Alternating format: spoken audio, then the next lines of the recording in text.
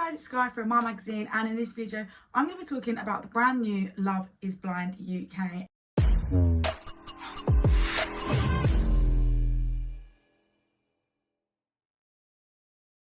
And as always, it is presented by Matt and Emma Willis, real life couple goals, may I add. Now, the show itself basically sets up 30 men and women on their search for love and finding their husband or wife. If you've not watched it before, basically two people will meet essentially behind a wall in what they call the pods. They get to know each other over the course of about 2 weeks, and then at the end of it, if they find the right one, the man will propose, then meet face to face and finally see what each other looks like. After that, they go on a little mini holiday. This year they went to, or are going to go to, Cyprus, where they get to know each other a little bit more, see if they're actually attracted to each other. They meet the other couples that are, you know, on their way to finding love and I guess judging each other a little bit, seeing where everyone else is. Then they move in together and they start meeting friends, family, and then after that, 3 weeks of that is when they get to the end of the altar and they will say yes or no. Now, in past years, not even just in the UK, but with the Love is Blind US, it's not always plain sailing, but for now we just know who are the final 5 couples. So to start with, we're going to talk about Ashley and Billy. Now, Ashley is a cabin crew on a long haul airline, and Billy is an army physical trainer, and he's been divorced before as well, and he's spoken quite openly about that.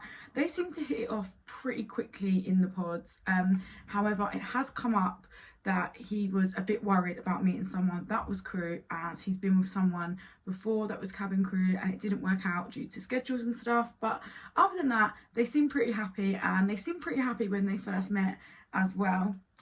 Next up, we have Sarova and Cal. Now, they got on really well as well. And initially, though, when they spoke about their own roots, Sarova is Indian and Cal has Pakistani roots. And they spoke about the, like, a really long term and a long time problem of their communities to get along. And although Cal said that he's mostly not really dated within his own community, Sarova spoke about how it would be unusual for her to do that because of her family, and she's always thought about making her family proud and she wouldn't want to upset them. But it seems to be that despite history, that they're really coming together. So it'd be really interesting to see how that unfolds and also how their families get along within the mix.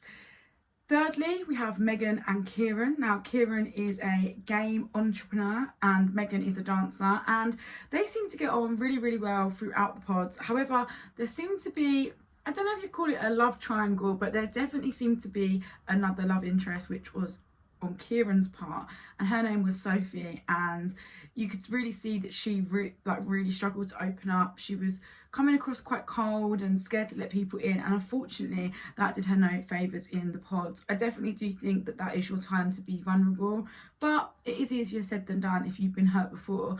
And he did end up choosing Megan, and Sophie actually left the show at that point. Will she make a comeback?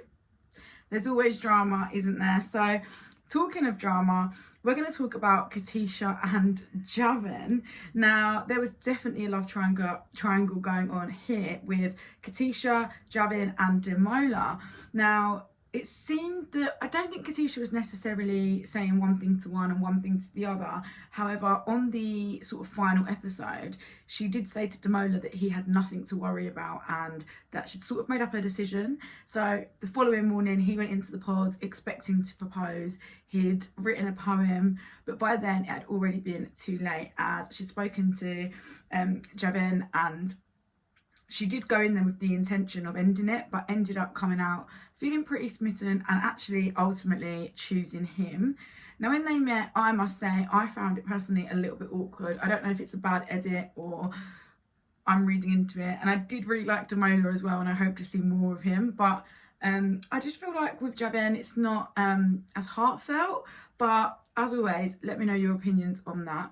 Okay, and then the fifth and final couple, we have Barda and Jed. Now, he's a typical Essex boy. If you know, you know.